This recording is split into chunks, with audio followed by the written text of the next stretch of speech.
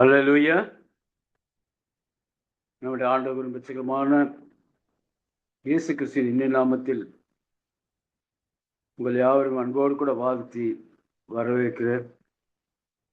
நம்முடைய ஆண்டவருடைய கிருபையும் சத்தியமும் என்றுமே நம்மோடு கூட தங்கி நிலைத்திருப்பதாக. ஆமென். அல்லேலூயா. ஜெபிப்போம். மகா இறக்கும் அன்பு நிறைந்த பரம தகப்பனே இயேசப்பா, இந்த அருமையான வேலைக்காக, ஜெப வேலைக்காக, ஆராதனை வேலைக்காக நான் நன்றி செலுத்துறப்பா. போன நாட்கள் முழுவதும் ஆண்டவரே, சென்று போன இரவிலும் தேவரீர் அப்பாவுடைய பரிசு சிற்றங்கள் எங்களுக்கு அடைக்கலம் கொடுத்து எந்த விக்கனங்களும் மோசங்களும் பிசாசின் கிரிகளும் சுகவீனங்கள் பலங்கள் தாக்காற்படி ஆண்டவரே, நல்ல நித்திரை செய்து இந்த காலை வேளையில எங்களுக்கு எழுந்திருத்து அப்பாவுடைய திருசமூகத்துக்கு வந்த ஆண்டவர் இந்த நாளில் நீர் எங்களுக்கு முன்கொடுத்து கொடுத்த பரிசுத்தமான நாளை ஆண்டவரே ஆராதனோடும் துதியோடும் பாடலோடும் ஆண்டவரே மகிமைப்படுத்தி கொடுத்த இந்த மகத்துவமுள்ள கிருபைக்காக நன்றி செலுத்துகிறாரா. ஒவ்வொரு நாளும் ஆண்டவரே, ஒவ்வொரு நாள் அந்த புதிய நாளுக்கு புதிய கிருபை நான் கொடுக்கிறேன்னு சொன்னேன். உமது திரு வார்த்தை ஆண்டவரே, உங்க கிருபையினால் எங்களால் கருத்து இந்த ஆளை ஒப்பு கொடுக்கிறோம் ஆண்டவரே தகப்பனே. பொல்லாத பிசாசின் கிரிகளை எங்கள் ஆளுகை செய்து நாங்கள் பெற்றுக்கொண்ட எல்லாத நன்மையில் கீழாய் நாங்கள் பெற்றுக்கொண்ட ரட்சிப்பின் மகிமையை நாங்கள் காணத்தக்கதாக அப்பா ஆவியோடும் உண்மையோடும் முழு இதயத்தோடும் முழு பலத்தோடும் அப்பா உம்மை பாடி துதிக்க உம்மை தொழுது கொள்ள அப்பா சகோதரன் கொடுக்கிற வார்த்தையெல்லாம் அறிந்து அதன்படி நாங்கள் நடக்க எங்கள் நிலையத்தில் நீ பக்குவப்படுத்தி நிலைநிறுத்தி எங்களை ஆசீர்வதிக்க முடியாது. உங்கள் ஆவியின் வரங்களினாலும் கரங்களினாலும் அலங்கரிக்கப்பட்டு கொடுக்கப்பட்டு அப்பா அது அபிஷேகத்தை நக்கின் இந்த வேலை எங்கள் ஒவ்வொரு மேலும் ரகசியம் ஆண்டவரே, எந்த விதத்திலும் ஆண்டவரே எங்கள் இடத்தடை வராதபடிக்கு ஆண்டவரத்தில் நாங்கள் பெற்றுக்கொண்ட எத்தனை எத்தனை நன்மைகள் கிருபைகள் தயவுகள் இறக்கங்களை முன்னிட்டு அப்பா அவங்களை பாடி துதித்து மையப்படுத்தும் பிரசங்கிக்கப்படும் ஒவ்வொரு வார்த்தையும் சகோதர மூலமாய் நீ வெளிப்படுகிற நம்பிக்கை விசுவாசத்தோடு அப்பா சமூகத்தில் ஒப்பு கொடுக்குறப்பா. இந்த நாளை உமக்கு ஆசீர்வாதம் மாய்க்க போடும். பயங்கரமான சூழ்நிலையில் பிள்ளைகளாக நாங்கள் ஆண்டு உலகத்தில் நடக்கிற யுத்தங்களை ஓயப்பண்ணுகிற தேவனாய் கர்த்தர் அப்பா எங்களை எல்லாவற்றிலும் நீ காக்க வல்லவராக இருக்கின்றேன். நீர் எங்களுக்காக பாடுபட்ட இந்த சிலுவின் நாட்களை நாங்கள் அனுசித்து ஆண்டவரே நாங்கள் நினைவு கூர்ந்து அப்பா எங்களுக்காக ரத்தம் சிந்தி எங்களை மீட்டி உங்கள் சமூகத்தில் ராஜாக்களும் ஆசாரியர்களுமாக்கி ஆண்டவர் இந்த நாளில் எங்களை அப்பா ஆசீர்வதித்து மகிமையை காணும்படி நீ கிருபை செய்யப்பா. உலகத்தில் வாழ்கிற நாட்களில் ஆண்டவரே கடைசி பரியந்தம் அப்பா நீர் எங்களோடு கூட இருப்பின் வாக்குத்தாண்டு இன்றும் நீ எங்களோடு கூட இருக்க நம்பிக்கை விசுவாசத்தோடு அறிக்கை செய்கிறப்பா. நாங்கள் உங்கள் பிள்ளைகளாக நாங்கள் பெற்றெடுத்து அப்பா உங்கள் கிருபையின் ஐஸ்வர்யத்தினால் முத்திரையாப்பட்ட அந்த பரிசுத்தால் அனுதின வாழ்க்கையில் எங்களை வழிநடத்த முடியாம கரத்தில் ஒப்புக் கொடுக்கும் ஆட்கொள்ளும் வழிநடத்தும் இயேசுவின் நாமத்தில் உங்களுடைய பாதமர்ந்து கெஞ்சி ஜெபிக்கிறோம் எங்கள் ஜீவனுள்ள பிதாவே. ஆமேன். அல்லேலூயா.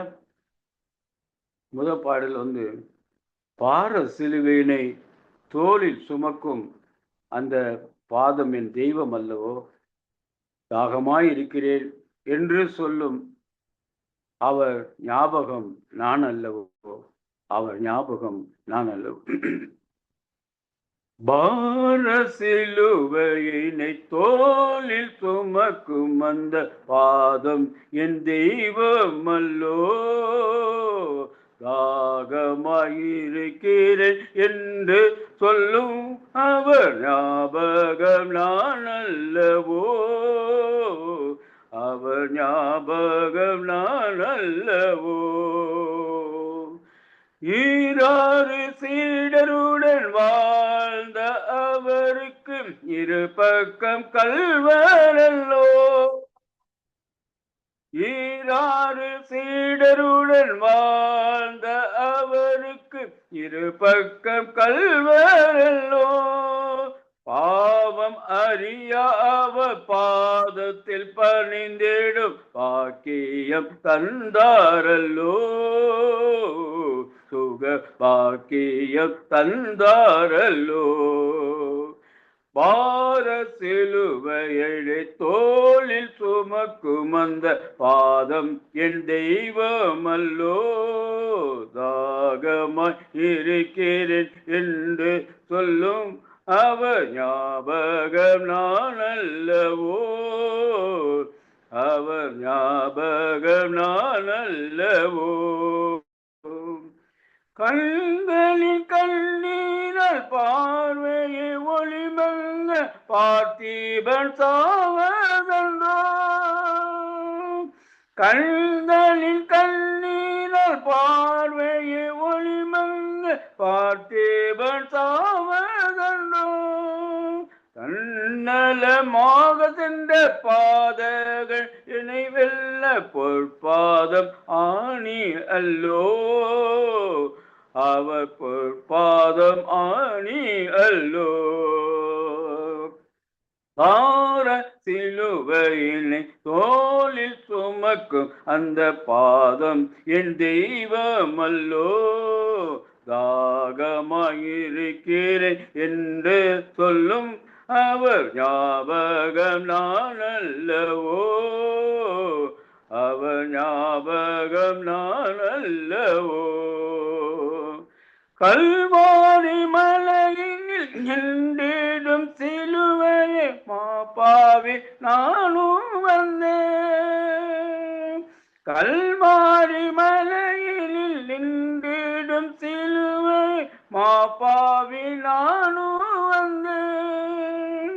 தொங்கிடும் என் தெய்வம் தங்கிட என்னுள்ளும் தந்திட இதோ வந்தே. தேச தந்திட இதோ வந்தே. பார சிலுவையினை தோளில் சுமக்க அந்த பாதம் என் தெய்வம் அல்லோ. தாகமாயிருக்கிறேன் என்று சொல்லும் அவர் ஞாபகம் நான் அல்லவோ. அவர் ஞாபகம் நான் அல்லவோ.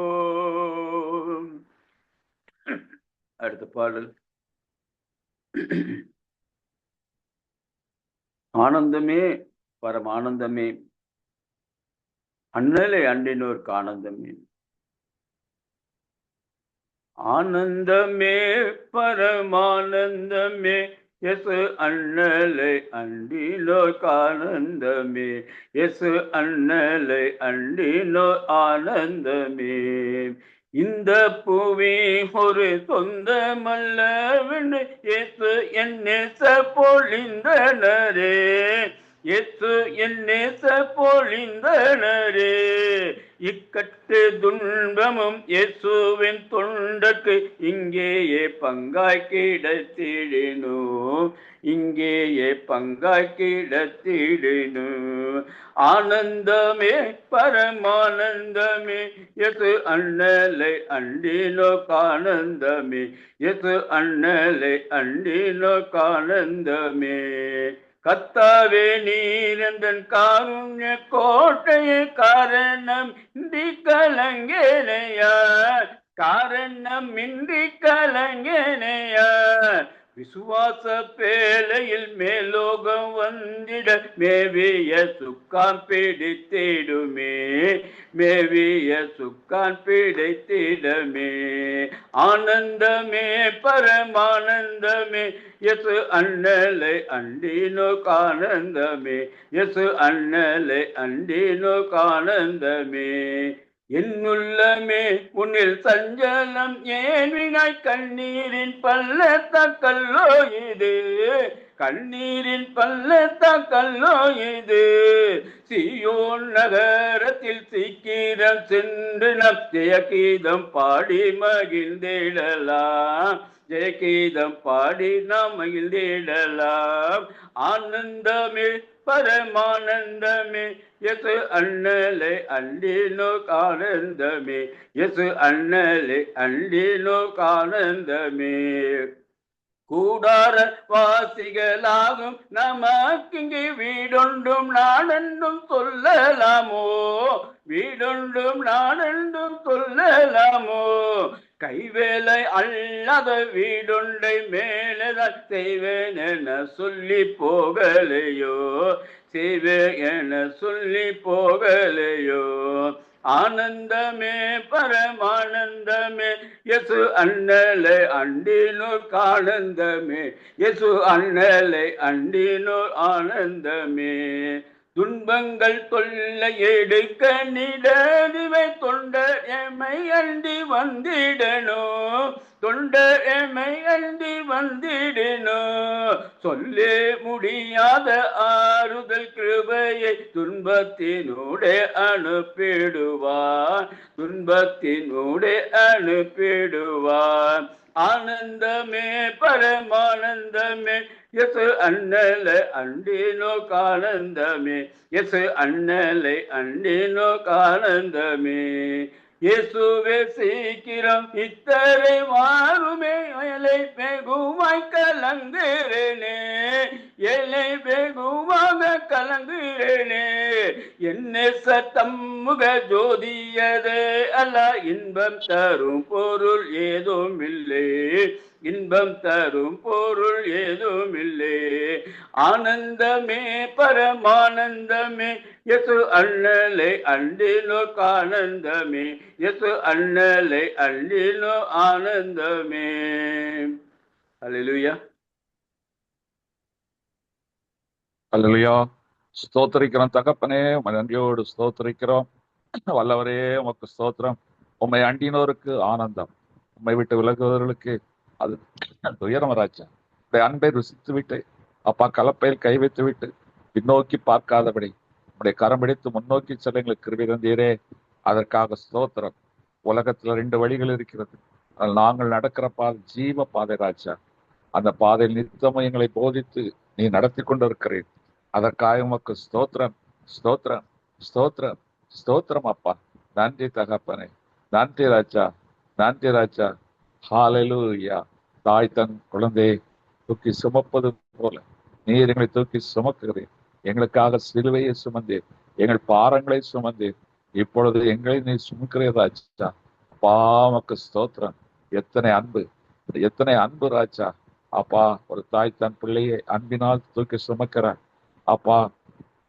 ஆனால் நீரோ இன்னைக்கு கூலிக்காக சிலர் பாரத்தை சுமப்பார்கள், ஆனால் நீரோ உன்னுடைய ரத்தத்தை சிந்தி நீர் அதை கிரயமாய் கொடுத்து எங்கள் பாரங்களை அப்பா நீர் சுமந்து கொண்டு இருக்கிறீரே அப்பா. நாங்கள் சுமக்க வேண்டிய தண்டனையின் ஆக்கினையின் அடையாளமாகி அந்த சிலுவையை நீர் சுமக்கிறீரே அப்பா. உமக்கு ஸ்தோத்திரம், ஸ்தோத்திரம், ஸ்தோத்திரம், ஸ்தோத்திரம், ஸ்தோத்திரம். நன்றி ராஜா. ஹல்லேலூயா. அப்பா வருத்தப்பட்டு பாரம் சுமக்கிறவர்களை வருந்தி அன்பாய் அழைத்தவரே உம்மை நன்றியோடு ஸ்தோத்தரிக்கிறோம், ஸ்தோத்தரிக்கிறோம் ராஜா. முன்னே தூரமாக இருந்த நாங்கள் இப்பொழுது உடைய ரத்தத்தினால் சமீபமாக இருக்கிறோம். நன்றி தகப்பனே. அந்த ரத்தம் எங்களுக்காக பரிந்து பேசுகிறது, அந்த ரத்தம் எங்களை பாதுகாக்கிறது. நன்றி தகப்பனே, நன்றி ராஜா. ஹல்லேலூயா, ஹல்லேலூயா, ஹல்லேலூயா. அப்பா உமக்கு ஸ்தோத்திரம், ஸ்தோத்திரம், ஸ்தோத்திரம், ஸ்தோத்திரம் அப்பா. நன்றி ராஜா. நீ சிந்தின அந்த ரத்தத்தை நினைத்து பார்க்கிற ராஜா. நீ ஏற்றுக்கொண்ட காயத்தின் தழும்புகளை எண்ணி பார்க்கிற ராஜா. பா நீர் எவ்வளவு நல்லவர், எவ்வளவு அன்புள்ளவர். நன்றி ராஜா. உண்மையே எங்களுக்கு ஈவாக கொடுத்தீரே, அதற்காக ஸ்தோத்திரம், ஸ்தோத்திரம், ஸ்தோத்திரம், ஸ்தோத்திரம் அப்பா. அந்த ரத்தத்தினால் கழுவப்பட்டவர்களும் மாசற்றவர்களும் பிழையற்றவர்களுமாய் உங்களுடைய சமூகத்தில் இருக்க கிருபை தந்தீரே. பரிசுத்தமான உங்களுடைய ராஜ்யத்திற்கு சொந்தக்காரர்களாய் எங்களை மாற்றினீரே, அதற்காக உமக்கு ஸ்தோத்திரம், ஸ்தோத்திரம், ஸ்தோத்திரம், ஸ்தோத்திரம் அப்பா. நன்றி ராஜா. ஹல்லேலூயா, ஹல்லேலூயா. ரத்தத்தினால் ஒரு புதிய உடன்படிக்கை செய்தீரே, அதற்காக உமக்கு ஸ்தோத்திரம், ஸ்தோத்திரம். அன்னைக்கு ஜனங்களை அழிக்க மாட்டேன் என்று வானத்துல ஒரு வில்லை வைத்து ஜலத்தினால் அழிக்க மாட்டேன்னு சொல்ல ஒரு உடன்படிக்கை வைத்தேன். இன்றைக்கு உங்களுடைய ஜனங்களை என் ரத்தத்தினால் அழிக்க மாட்டேன், இந்த ரத்தத்தினால் அவர்களை பாதுகாப்பேன் என்று சொல்லி ஒரு புதிய உடன்படிக்கை வைத்தீரே, அதற்காக உமக்கு ஸ்தோத்திரம், ஸ்தோத்திரம், ஸ்தோத்திரம், ஸ்தோத்திரம், ஸ்தோத்திரம் அப்பா. வல்லவரே உமக்கு ஸ்தோத்திரம். மகிமையின் தேவனே உமக்கு ஸ்தோத்திரம். அதிசயங்களின் தேவனே உமக்கு ஸ்தோத்திரம். நன்றி ராஜா, நன்றி தகப்பனே, நன்றி ராஜா, நன்றி ராஜா. உண்மையே நாங்கள் நோக்கி பார்க்கிறோம், இந்த இயேசு ராஜாவை நாங்கள் நோக்கி பார்க்கிறோம் ராஜா. நன்றி தகப்பனே, நன்றி ராஜா. ஹல்லேலூயா, ஹல்லேலூயா, ஹல்லேலூயா, ஹல்லேலூயா, ஹல்லேலூயா. அப்பா உமக்கு ஸ்தோத்திரம், ஸ்தோத்திரம், ஸ்தோத்திரம், ஸ்தோத்திரம். நன்றி தகப்பனே, நன்றி ராஜா. உன்னதரே உமக்கு ஸ்தோத்திரம். மகிமையின் தேவனே உமக்கு ஸ்தோத்திரம். மகத்துவத்தின் தேவனே உமக்கு ஸ்தோத்திரம். அதிசயங்களின் தேவனே உமக்கு ஸ்தோத்திரம். நன்றி ராஜா. ரத்த கோட்டைக்குள்ளே நான் நுழைந்து விட்டேன், இனி எதுவும் அணுகாது, எந்த தீங்கும் தீண்டாது. ரத்த கோட்டைக்குள்ளே நான் நுழைந்து விட்டேன், இனி எதுவும் அணுகா. கர்த்தர் ரட்சகருமாகிய இயேசு கிறிஸ்துவின் நாமத்தில் நான் உங்களை வாழ்த்துகிறேன். கர்த்தர் தாமே உங்களை ஆசீர்வதிப்பாராக. இப்பொழுதும் எல்லா இடங்களிலும் சிலுவை குறித்தான உபதேசம் போதிக்கப்படும். ஏனென்றால் சிலுவை பற்றி உபதேசிக்கும் பொழுது அது ரட்சிக்கப்பட்டவர்களுக்கு பலனாயிருக்கும், தேவ பலனாயிருக்கும். அந்த ரத்தத்தை குறித்து நாம் தியானிக்கும் பொழுது அந்த ரத்தம் இன்னும் நம்மை இயேசு கிறிஸ்துவோடு கிட்டி சேர ஏதுவாய் இருக்கும். ஏனென்றால் அவர் பரிசுத்தமானவர்.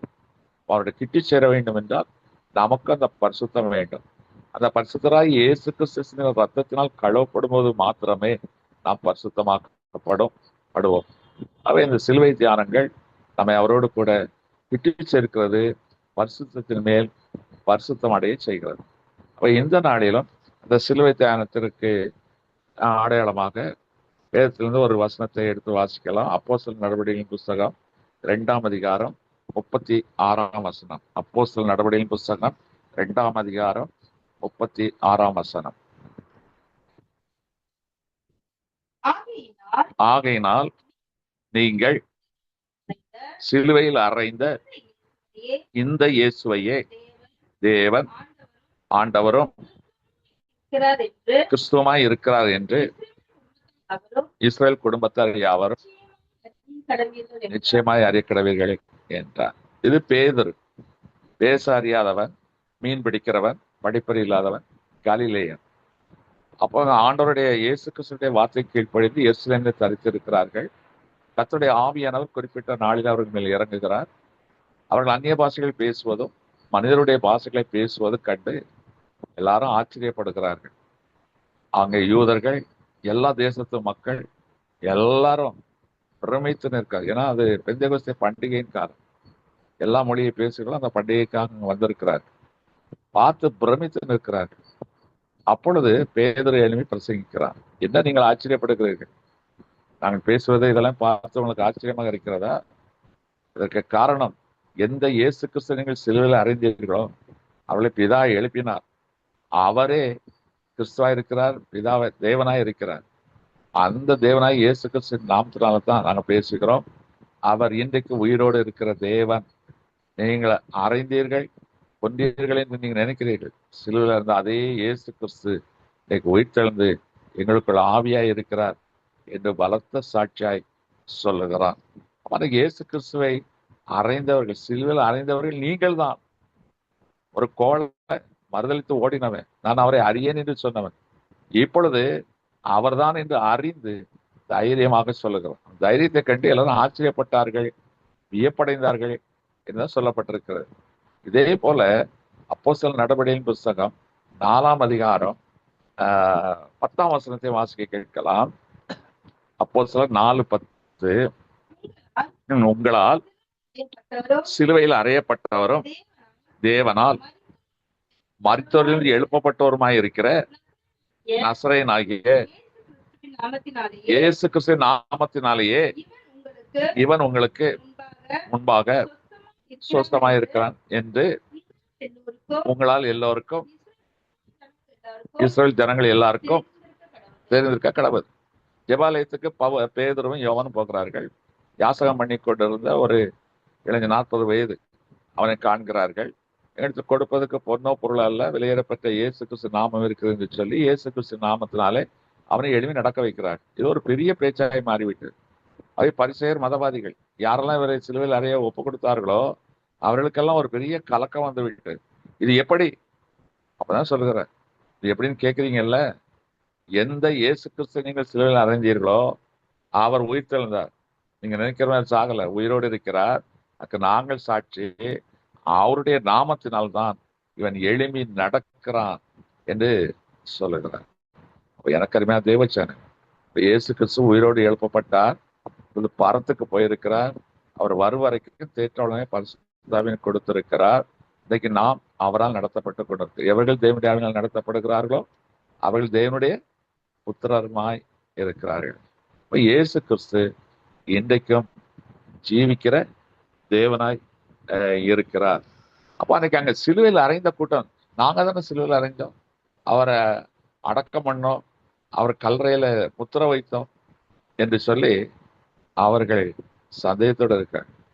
பவுல் சொல்றான், பேதுரு சொல்றான், நீங்கள் யாரை சிலுவையில் அறிந்தீர்களோ அவர்தான் இன்றைக்கு உயிரோடு இருக்கிறார், அவர் தான் இயேசு கிறிஸ்து என்று தைரியமாய் சொல்றார். அப்ப அன்னைக்கு அவரை சிலுவையில் அறைந்தவர்கள் யார்? அண்ணா, காய்பா, இவர்கள்லாம் ஆசாரியர்கள். அது மாத்திரமல்ல, அவருக்கு துணை போன்ற பரிசேயர்கள், நியாயப்பிரமாணத்தை போதிக்கிறவர்கள், இன்னும் இவர்கள் எல்லாரும் கூட்டு சேர்ந்து தங்கள் மார்க்கம் எங்கே வேறு விதமாய் போய்விடும், அவர்களுக்கு மேசியாவை தான் அறிந்திருந்தார்கள். ஆனால் இயேசு கிறிஸ்துவை அவர்கள் ஏற்றுக்கொள்ளவில்லை. அவைத்தான் அவர்கள் இயேசு கிறிஸ்துவை கொலை செய்ய வேண்டும். இவர்கள் இருந்தால் சபையை சீர்திருத்தி விடுவார், நமக்கு சபையை வைத்து நம்ம சாப்பிட முடியாது, கொள்ளையடிக்க முடியாது, நம்மளை ஜனங்கள் மதிக்க மாட்டாங்க என்று சொல்லி மதவாதிகள், அன்றைக்கு யூத மதவாதிகள் எல்லாரும் கூட்டு சேர்ந்து அவர்கள் ரோம பேரரசுக்கு துணையா நின்று, ஏன்னா ரோம பேரரசு என்ன செய்யும், யூதர்களை அவர்கள் ஆளுகை செய்து கொண்டிருக்கிறார்கள். இவர்களுக்கு இசைந்து போகவில்லை என்றால் அங்கே போராட்டம் அடிக்கும். ஏன்னா பரபாஸ் என்பவன் ரோம பேரரசின் ஆட்சிக்கு எதிராகத்தான் அவன் கலகம் செய்தான், தீவிரவாதத்தை செய்தான். அவை அப்படிப்பட்ட ஒரு பிரச்சனை வந்துவிடக் கூடாது என்பதற்காகத்தான் பரபாசை விடுதலை செய்து இயேசு கிறிஸ்துவை சிலுவையில் அறைய வைத்தார்கள். இப்போ இயேசு கிறிஸ்துவை சிலுவையில் அறைவதற்கு யூதர்களிலே பல பிரிவினர், பரிசேயர், வேதபாரகர், அண்ணா, காய்பா என்ற ஆசாரியர்கள் அத்தனை பேரும் யூத ஜனங்களை ஏவி விட்டு ரோம பேரரசுக்கு அடிபணி, ரோம பேரரசை சீண்டி விட்டு உமக்கு பேரலாக அரசாங்கம் உருவாக்க போகிறது, இவர் யூதருக்கு ராஜா என்றெல்லாம் போய் கிளப்பி விட்டு அவர்கள் ரோம பேரரசு மூலமாய் அநியாயமே இயேசு கிறிஸ்துவை கொண்டார். அவர்களை பார்த்தான் சொல்றான், அடா நீங்க தான்டா பரிசேயர்களே, நீங்க தான் ஆசாரியர்களே, நீங்க தான் கேடுகட்ட முட்டாள் ஜனங்களே, நீங்க தான் இந்த இயேசு கிறிஸ்துவை கொண்டீர்கள் என்று சொல்லி அவன் ரோமர்கள், யூதர்கள் யாவரையும் அவன் பகிரங்கமாய் குற்றம் சாட்டுகிறான். நீங்கள் சிலுவையில் இருந்த இயேசு கிறிஸ்து. சரி, இதை தியானிப்பதால் நமக்கு என்ன பிரயோஜனம்?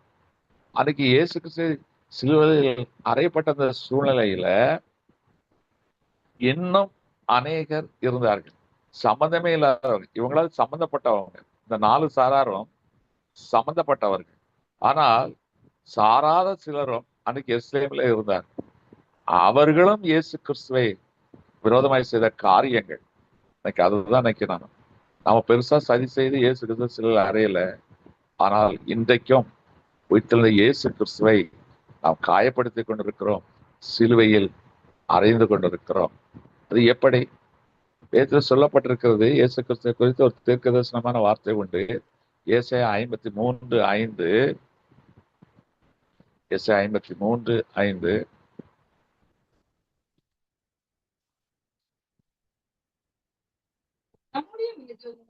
நம்முடைய மீறுதல் நிமித்தம் அவர் காயப்பட்டு, நம்முடைய அக்கிரமங்களின் நிமித்தம் அவர் நொறுக்கப்பட்டார், நமக்கு சமாதானத்தை உண்டு பண்ணும் ஆக்கினை அவர் மேல் வந்தது, அவருடைய தழும்புகளால் நாம், ஆக்கினை என்றால் தண்டனை, யாருக்கு கிடைத்திருக்க வேண்டும்? நம்முடைய அக்கிரமம், நம்முடைய மீறுதல்கள். அப்ப நம்முடைய அக்கிரமங்கள் மீறுதலுக்காக அவர் அடிக்கப்படுவார் என்று அன்னைக்கு ஏசாயா தீர்க்கதரிசி, இயேசு கிறிஸ்துடைய பிறப்பு, இயேசு கிறிஸ்துடைய ஊழியங்கள், இயேசு கிறிஸ்துடைய மரணம், உயிர்த்தெழுதல் எல்லாவற்றையும் குறித்து சொன்னவன் ஏசாயா. அதனால்தான் இதுக்கு இயேசு கிறிஸ்துவை குறித்தான தீர்க்கதரிசனம். அப்ப நமக்காக, அப்ப அன்னைக்கு சதி செய்த யூதர்கள், மதவாதிகள், ரோமர்களுக்கு மாத்திரமல்ல, அவர் நமக்காகவும் அன்னைக்கு நம்முடைய அக்கிரமங்களுக்காகவும் மீறுதல்களுக்காகவும் அவர் அடிக்கப்பட்டிருக்கிறார். அன்றைக்கு அந்த சிலுவையில் அறையப்பட்ட அந்த நாள்ல எருசலேமில் இந்த சதி திட்டத்தில் அல்லது இந்த எஃப்ஐஆர் போடுவாங்க. சதி செய்தவர்கள், அதை எக்ஸிக்யூட் பண்ணவர்கள். சதி செய்தவர்கள் யூதர்கள், எக்ஸிக்யூட் பண்ணவர்கள் ரோமர்கள். அவர்கள் தான் அக்யூஸ்ட், A1 A2 நியாய தீர்ப்பு நாள். ஆனா எல்லாம் தெரிஞ்சும் ஒரு கூட்டம் இருந்தது பார்த்தீங்களா, அவர்களும் அங்கே, ஏன்னா ஒரு கொலையை பார்த்தா அதையும் அது சரியா ரிப்போர்ட் பண்ணாம இந்த காரியத்தை மறைச்சா அந்த கூட்டத்துல உள்ளவங்களும் அக்யூஸ்ட் எனப்படுவார்கள், விட்னஸ் அல்லதுன்னு போட்டு விடுவார்கள். அதே போல அன்னைக்கு பார்த்து கொண்டிருந்த மக்களும் அன்னைக்கு தவறுகள் செய்து விட்டார்கள். யாரும் இதை குறித்து கண்டிக்கவில்லை, நியாயத்துக்காக போராடவில்லை, அக்கிரமம் என்று ஒருவர் கூட துணிந்து சொல்லவில்லை. அவர்களும் அங்கே காரணமாகிவிட்டார்கள். இன்னைக்கு நாம் பாருங்க, பெரிய தப்பு எதுவும் செய்யலை, கொலை பண்ணல, கொள்ளை பண்ணல, பாவம் செய்யல. ஆனா இயேசு கிறிஸ்து நாம் சிலுவையில் அறிகிற கூட்டத்தாரோடு காணப்பட்டு இருக்கிறோம். எப்படி அந்த சிலுவையை அறையப்பட்ட சமயத்துல இந்த மாதிரி சார்பு இல்லாத சில மக்களுடைய செயல்கள் இன்னைக்கு நம்மிடத்துல இருக்கிறது. நாம் கிறிஸ்துவை சார்ந்தவர்கள் என்று சொல்லிக் கொள்கிறோம். அன்னைக்கு சிலுவையில் அறையப்பட்ட இயேசு கிறிஸ்துடைய அந்த சூழ்நிலைகளை சார்பில்லாத மக்கள் சிலருடைய செயல்கள் இன்னைக்கு நம்ம இடத்துல காணப்படுகிறது. இன்னைக்கு அவைகளை குறித்து தான் தியானிக்க போகிறோம். எடுத்துக்கொள்ளலாம். மத்தேயு எழுதின சுவிசேஷம் 26ஆம் அதிகாரம் 60ஆம் வசனம். மத்தேயு 26:60.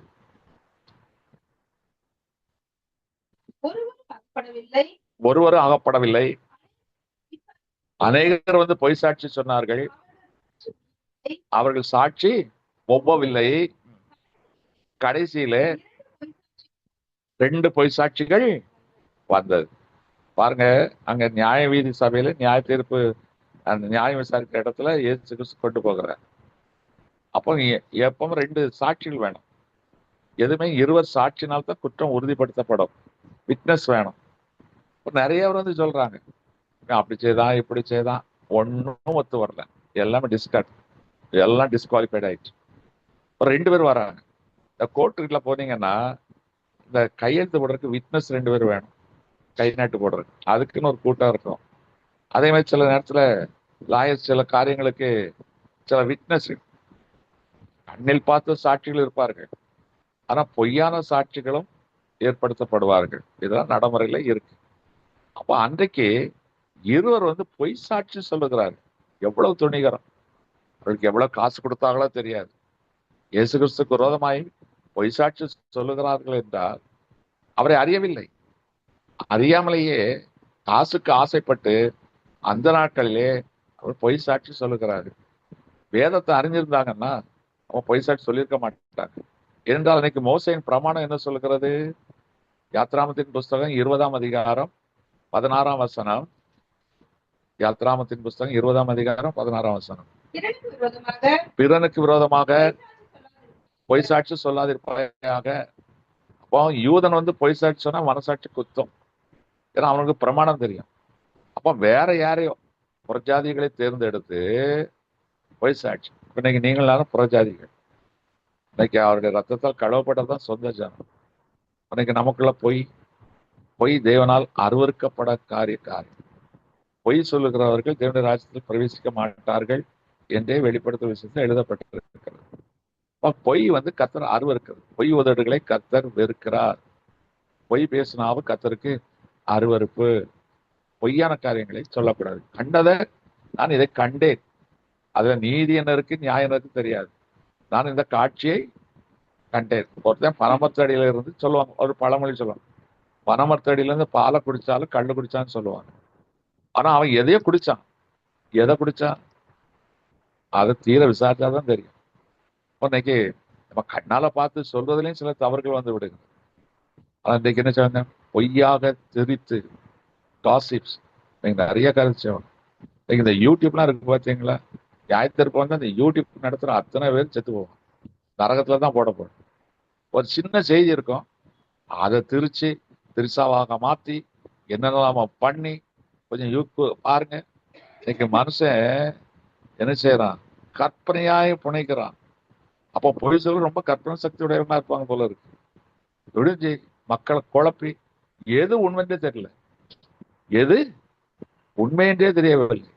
அப்படியாக இன்றைக்கு பொய்யின் ஆளுகை இன்னைக்கு நிறைய இருக்கு. அதுக்கு யூடியூப்பும் துணை செய்கிறது. சில செய்திகளும் செய்தி நடந்ததை சொல்லணும், ஆனா என்னத்தையாவது சொல்லிடுறது. அப்போ இன்னைக்கு பொய் சாட்சி நிறைய சொல்லும். நீங்க உள்ளதே உள்ளதென்றும் இல்லதை இயேசு கிறிஸ்துடைய போதனை என்னது? இந்த பிரமாணத்துக்கு கொஞ்சம் விளக்கங்கள்லாம் கொடுத்தார். மத்த எழுதின சுவிசேஷம் 6 இருக்கும். உள்ளதை உள்ளதென்றும் இல்லதை இல்லதென்றும் 5, 6, 7 இந்த 3 அதிகாரங்கள் வரும். உள்ளதை உள்ளதென்றும் இல்லதை இல்லை என்று சொல்ல வேண்டும். இங்க மனிதன் நிறைய இடத்துல போய் சொல்லிருக்கான். ஒரு இழிவான ஆதாயத்துக்காக அல்ல ஒரு சாதாரண காரியத்தை தப்புவிக்கப்படுவதற்காக பொய்யான காரியங்களை பேச. இப்ப சில இடத்துல உண்மையை சொன்னா வேறு விதமா ஆகும். நான் அதுக்காக பொய் சொல்லணும்னு சொல்லல. பொய் சாட்சி சொல்லாதீங்க. பொய் சாட்சி கையெழுத்து போடாதீங்க. காணாத கண்ட மாதிரி சொல்லி பொய்யான சாட்சி சொல்லாதீங்க. எதையுமே நீங்க பார்த்தா கூட தீர விசாரித்து மெய்யென்று கண்ட பிறகுதான் நீங்க சொல்ல வேண்டும். இப்ப இவ்வளவு காரியம் இருக்கு. அப்ப பொய் சாட்சி கத்தருக்கு அருவருப்பு என்று வேதத்துல சொல்லப்பட்டிருக்கிறது. இப்ப எனக்கு அருமையான சொல்லாமே. அப்போ பொய் சொல்லலாம். நம்ம யாரை மீண்டும் சிலுவையில் அறைகிறோம்? இயேசு கிறிஸ்துவை தான் சிலுவையில அறைகிறோம். 1 கொரிந்தியர் 15ஆம் அதிகாரம் 15ஆம் வசனத்துல பவுல் ஒரு அழகான விளக்கத்தை கொடுக்கிறார். 1 கொரிந்தியர் 15:15. மரித்தோர் உயிர் தெழாவிட்டால் தேவனை எழுப்பாத கிறிஸ்துவை அவர் எழுப்பினார் என்று நாங்கள் தேவனை குறித்து சாட்சி சொன்னதினாலே தேவனுக்காக பொய் சாட்சி சொல்லுகிறவர்கள் ஆவோம். இப்ப நாங்க இயேசு கிறிஸ்து மரித்தார், அடக்கம் பண்ணப்பட்டார், உயிர்த்தெழுந்தார் நாங்க பார்த்தோம். உயிர்த்தெழுந்த இயேசு கிறிஸ்துவை நாங்க பார்த்தோம். பார்க்காம சொல்லியிருப்போமானால், இயேசு உயிர்த்தெழுந்தார் என்று நாங்க சொல்லியிருப்போமானால் அது பொய்யாக தேவனுடைய நாமத்தை மகிமைப்படுத்துவதா இருக்கும். அப்ப நீங்க ஆண்டோடைய நாமத்தை நீங்க மகிமைப்படுத்தணும்னா என்ன நடந்ததோ, உண்மையா என்ன நடந்ததோ அதைத்தான் சொல்லணும். பொய்யா சொல்லி தேவனுடைய நாமத்தை மேன்மைப்படுத்த வேண்டிய அவசியமே கிடையாது. சில இடத்துல பொய்யான காரியங்களை சொல்லி வீணாக சபையில கிறிஸ்துவின் நாமத்தை உயர்த்த பார்ப்பாங்க. அதுதான் பவுல் சொல்லுகிறார். அப்படி கூட சொல்லக்கூடாது. நீ தேவனுக்கு மகிமையாகத்தான் சில காரியங்களை சொல்லுகிறாய். அதுல கூட உண்மையைத்தான் சொல்ல வேண்டும். அதனால தான் உயிர்த்தெழுந்த இயேசு கிறிஸ்துவை கண்டதுனால்தான். ஏன்னா பவுல் சந்தித்தான். உயிர்த்தெழுந்த அவர் இயேசு கிறிஸ்து உயிரோடுக்கிற நாட்கள்ல இருந்தவன். சொல்ல வேண்டுமானால் இயேசு கிறிஸ்துவோட வயதில் மூத்தவன். அவனுக்கு தெரியும் இயேசு கிறிஸ்துவோட பழகவில்லை, சீசனாக மாறவில்லை. ஆனா கிறிஸ்துவை பின்பற்றின கொலை செய்ய வரும்போது சந்தித்தவர் இயேசு கிறிஸ்து என்பதை அறிந்தவுடனே ஆண்டவரே என்று சொல்லுகிறானே. எனக்கு அருமையாக தேவச்சன் இன்னைக்கு இழிவான ஆசைகள், இழிவான ஆதாயங்களுக்காகவும் நம்ம இழிவான செயல்களுக்காகவும் பொய் சாட்சி சொல்லவே கூடாது. எங்க ஊர்ல எல்லாம் சொல்லுவாங்க, பொய் சொல்லுனாக்கா அழிவு போகுமாங்க. நிறைய பேருக்கு நடந்திருக்கு. அநேகர் அந்த நாட்கள பொய்யை குறித்து பொய்யான காரியங்களை சொல்லி பொய்யா பேசி கணவன் மனைவி பிரச்சனைகளை ஏற்படுத்தி சிலருக்கு திருமண வாழ்க்கை அமைய விடாமல் தடுத்து இப்படியெல்லாம் பொய்யான காரியங்களை சொல்லி சில பெண்களுடைய வாலிய பிள்ளையுடைய வாழ்க்கையை கெடுத்து நிறைய காரியங்கள் நடந்திருக்கு. அது கோபத்துல சொல்லிடுவாங்க, பொய் சொல்ற நாக்கு அழுகி போகும். அழுகிருக்கு, சிலருக்கு பேச முடியாமல் போயிருக்கிறது. இதெல்லாம் நடந்திருக்கு. உண்மைதான். அரசன் அன்றே கொள்வான், தெய்வம் நின்று கொள்ளும். அப்ப நம்ம பொய்யோ பொய் சாட்சியோ சொல்லும் பொழுது, பொய் கையெழுத்தா போடும் பொழுது அது யாரை செய்யறோமா? இயேசு கிறிஸ்துவை சிலுவையில் அறைகிறோம். அன்னைக்கு நம்ம யூதர்கள், மதவாதிகள், ரோமர்கள் என்று சொல்லிக் கொண்டிருக்கிறோம். இன்னைக்கு நாமும் கூட சில நேரங்கள் அதை செய்து விடுகிறோம். அன்னைக்கு அந்த கூட்டமும் இருந்தது, பொய் சாட்சி சொல்ற கூட்டமும். ஏன்னா நிறைய பேர் வந்திருக்கான், நிறைய பேர் வந்து சொல்லி ஒத்து வரல. கடைசியில 2 பேர் சொல்லி இருக்கிறான். அதைத்தான் ஆசாரியன் விளக்கம் கொடுத்து இந்த தண்டனைக்கு காரணமாய் காணப்பட்ட அந்த பொய் சாட்சி தான். சரி, இன்னொரு காரியம். அடுத்தது யோவான் எழுதின சுவிசேஷம் 18ஆம் அதிகாரத்துல 22, 23 இந்த வசனங்களை வாசிக்கலாம். யோவான் 18, 22, 23. இப்படியாக அவர் சொன்ன போது சமீபத்தில் இருந்த சேவகர்கள் ஒருவர் பிரதான ஆசாரியருக்கு இப்படியா உத்தரவு சொல்லுகிறது என்று இயேசுவை ஒரு அறை அறைந்தார். இயேசு அவனை நோக்கி, நான் தகாத விதமாய் பேசினது உண்டானால் தகாத ஒப்புவி, நான் தகுதியாய் பேசினேன் ஆகில் என்னை ஏன் அடிக்கிறாய்? கெத்செமனே தோட்டத்துல இவங்க ஆட்களை அனுப்புறாங்க. ஆசாரியர், மதவாதிகள் தான் அவரை கைது பண்றாங்க. அதுக்கு துணையாக சேவர்கள் போகிறார்கள். வாரண்ட் இவங்க யார்கிட்ட இருக்கு? மதவாதிகள் தான். தோட்டத்தை பிடிச்சிட்டு கொண்டு வருவாங்க. அது சம்பவம் தெரியும். முதல்ல அன்னைக்கு பிரதான ஆசிரியர் அண்ணா, அவன் தான் விசாரிக்கிறான் மத சம்பந்தப்பட்ட காரியங்கள்ல. நீர் இப்படியெல்லாம் செய்கிறீர், இதையெல்லாம் போதிக்கிறீர், பிரமாணங்களுக்கு மாறாக இந்த காரியங்கள் எல்லாம் சொல்லுகிறீர், இப்படியெல்லாம் பல காரியங்கள். உடனே அதுக்கு இவர் கவுண்டர் பதில் கொடுக்குறார். உடனே இந்த பக்கத்து ஒருத்தர் இருக்கா பாத்தீங்களா, ஒரு சில நீ பிரதான ஆசாரியனுக்கு இப்படியா பதில் சொல்லுவாய் என்று அடிப்பான். பாருங்க, எப்பவும் பாருங்க, கூட்டத்தில் ஒருத்தன் பேசுவான், ஒருத்தன் கை நீட்டுவான். அது ஜால்ரா குரூப். ஏன்னா தனக்கு சம்பளம் கொடுக்கறவனுக்கு அவன் என்ன செய்யறது, உண்மையா இருக்கிறாராம். அப்போ இவனுக்கு என்னன்னு தெரியாது. பிரதான ஆசிரியனாவது வேதத்தின்படி அவர் நியாயம் விசாரிக்கிறான். சட்ட அவங்க பிரமாணத்தின்படி சில காரியங்கள் ஆர்கியுமெண்ட் நடக்குது. இந்த ரோம சேவகனுக்கு என்ன தெரியும்? தெரியாமல் அடிச்சேன். சிலவங்க முகாந்திரம் இல்லாமல் மற்றவர்களை காயப்படுத்துகிறது, அறைவது, குற்றப்படுத்துவது. முகாந்திரம் இருந்தாலே குற்றப்படுத்தாதங்கிறார், யாரையும் கண்ணிட்டு அடிக்காதங்கிறார். ஆனா இங்க தகுதியாய் நியாயமாய் இருக்கிற ஒருவரை அவன் கை நீட்டி என்ன செய்தான்? அறைந்து விட்டான் என்று பார்க்கிறோம். அப்ப இது ஒரு அறகுறை, வேதமே தெரியாது, ஆனா கூலிக்கு மாரடிக்கிற கூட்டம். சிலத்துல காவல்துறையில விசாரணைக்கு ஆளை கொண்டு பிடிச்சு வச்சிருப்பாங்க. ஏட்டு பிடிச்சிட்டு வந்திருப்பாரு. அவனை ட்ரெஸ் எல்லாம் கலத்தி அவனை உட்கார வச்சிருப்பான், மூலையில கையை கட்டிட்டு உட்கார்ந்துட்டு இருப்பான். அப்ப ஏட்டு எல்லாம் கேஸ் எல்லாம் எழுதிட்டு இருப்பாரு. திடீர்னு ஒரு கான்ஸ்டபிள் பீட் முடிச்சுட்டு வருவாரு. வந்தா இவன் கையை கட்டிட்டு இருக்கிறத பார்த்த உடனே ஏதோ அக்யூஸ் தமால் எட்டிட்டு மிதி 4 உதை வச்சுட்டு, ஏட்டு என்னையா கேஸ்? அதுக்கு வர என்னையா கேஸ்? நான் கண்ணால பார்த்தேன். ஏட்டு என்னையா இது கேஸ்? திடீர்னு ஒரு ஜீப் டிரைவர் வருவாரு, போலீஸ் ஜீப் டிரைவர் நேரா வருவாரு, போட்டு பலார் அழைச்சிட்டு, ஏட்டு எனக்கு பிடிச்சி வச்சிருக்கு, என்ன கேஸ் பாருங்க.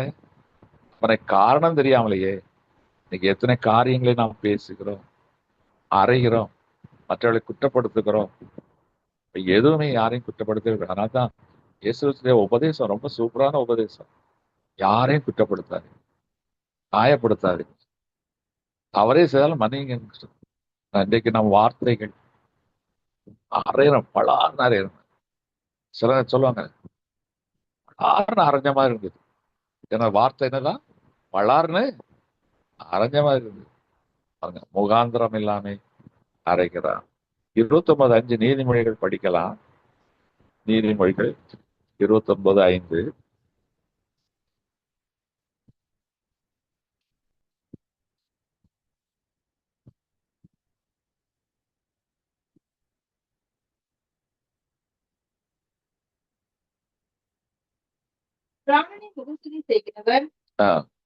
யாரு யார முகஸ்துதி?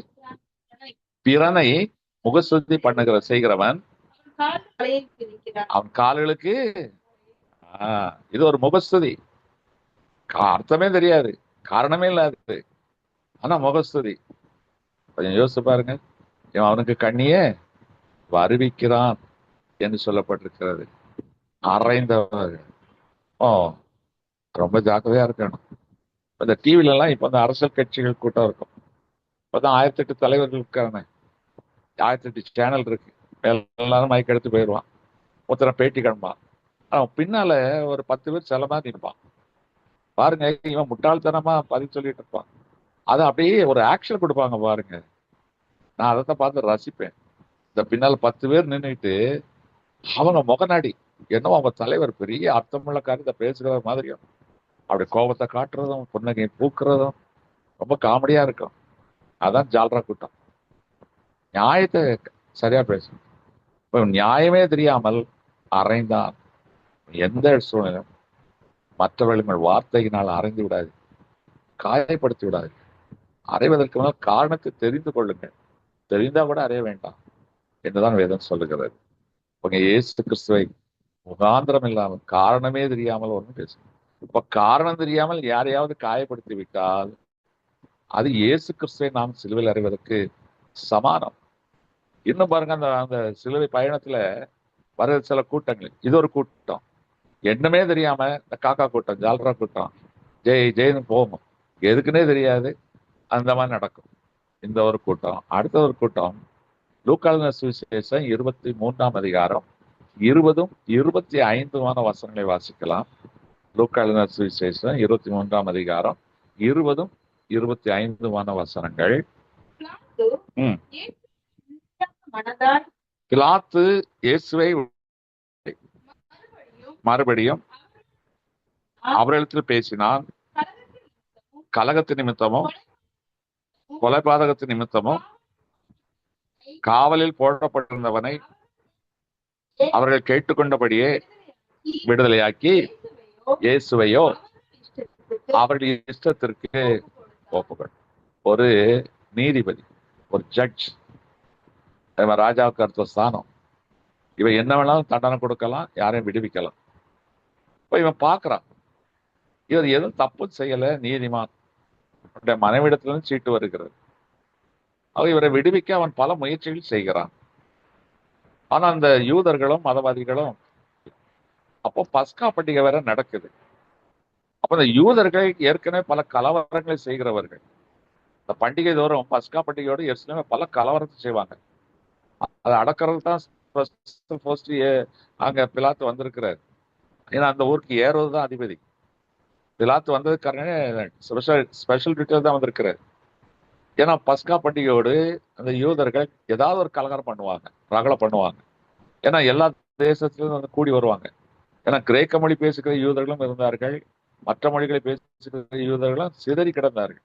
அவர்கள் எல்லாம் அங்க வந்து எருசலேம்ல பெரிய ரகலையே பண்ணுவாங்க. அதனாலதான் பிலாத்து அங்க வந்திருந்தார்.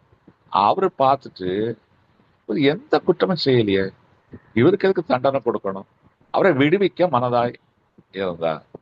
ஆனா ஜனங்கள் என்ன செய்தாங்களா, இவனே அல்ல பரவாசே. இப்ப மெஜாரிட்டி எப்படி இருக்கு, இவங்க 2 பேர் தான். ஒண்ணு பிலாத்து, அவனுடைய மனைவி. இந்த 2 பேர் தான் அவர் நீதிபரர். அவரை விடுவிக்கணும்னு சொல்லி அவன் அனுப்புற. அந்த நீதிமானுக்கு கேடு ஒன்றும் செய்யக்கூடாதுன்னு சொல்லி அனுப்புற. இவனும் விடுவிக்க எத்தனை பண்ணுகிறான். ஆனா கூடாமல் போயிட்டு, சட்டம் இருக்கிறது. அவன் நினைத்தனா அந்த சிலுவையின் மேல எழுதுனதுன்னு சொன்னானே, அந்த தைரியத்தையும் இதில் காட்ட முடியல. நான் கொடுத்த தீர்ப்பு தான் தீர்ப்பு, ஒரு நீதிபதி தானே. அவனுக்கு நீதிபதிகளும் நீதிமன்றங்களும் கூட வளைகிறது, வணைந்து கொடுக்கிறது. நம்ம பொது இடத்துல நீதித்துறை பேசக்கூடாது, உண்மைதான். ஆனால் அன்றைக்கு மெஜாரிட்டி சத்து, அவன் லஞ்சம் வாங்கல, பிலாத்து லஞ்சம் வாங்கல, அதெல்லாம் செய்யல. பெஸ் என்பவன் இவன் ஏதாவது காசு கொடுப்பான்னு சொல்லி அவனை காவல வச்சுட்டு போனான், போகல. அப்படிலாம் இருந்தது ஜுடிஷியரி டிபார்ட்மெண்ட், ஜெயில் டிபார்ட்மெண்ட். இவன் அப்படிலாம் செய்யல, விடுவிக்கத்தான் முயற்சித்தான். அதிகாரம் இருந்தும் கூடாம போயிட்டு. இன்னைக்கு உனக்கு ஒரு அதிகாரம் இருக்கிறது, நீதியை செய், அநீதி செய்யாத. இன்னைக்கு ஒரு தாசில்தாரா இருக்கியா, உனக்கு அதிகாரம் இருக்குது, நீதி செய், காசை வாங்கிட்டு அநீதி செய்யாது, காசை வாங்கிட்டு அநீதி செய்யாது. உனக்கு ஒவ்வொருத்தருக்கும் சில அதிகாரங்களோடு இருக்கிறீர்கள். அதிகாரத்தோடு குடும்பத்தில் இருக்கிறீர்கள், அதிகாரத்தோடு பதவியில் இருக்கிறீர்கள். ஆனால் நீதி செய்யுங்கள், நீதி செய்ய கற்றுக்கொள்ளுங்கள். பிலாத்தனை செய்யாம போயிட்டான். கடைசியில் என்னாச்சு, பைத்தியக்காரனா சுத்தினான். அவன் பைத்தியக்காரனாக மாறி போனான் என்று சொல்லி சரித்திரத்துல எழுதப்பட்ட பைத்தியக்காரனாகி பைத்தியம் பிடித்து அவன் செத்துருக்கிறான். ஏன்னா குற்றமில்லாத ரத்தத்தை நான் கழுவிட்டேன்னு சொல்லி எப்ப பார்த்தாலும் கையை கழுவிட்டே இருப்பான், கையே கழுவிட்டு இருப்பான். பைத்தியங்கள் பாருங்க, சில காரியங்களை செய்து கொண்டே இருப்பார்கள். அதே மாதிரி கையை கழுவி கொண்டே இருப்பான். ஒரு பகுதியில அவன் தன்னை மாய்த்து கொண்டான் என்று சொல்லி சரித்திரத்துல எழுதப்பட்டிருக்கிறது. ஏனென்றால் அன்னைக்கு நீதியை அவன் புரட்டி போட்டான். வேதம் ஒரு நாள் போய் சொல்லாது. நீதிமொழிகள் 19ஆம் அதிகாரம் 5ஆம் வசனம். நீதிமொழிகள் 19:5.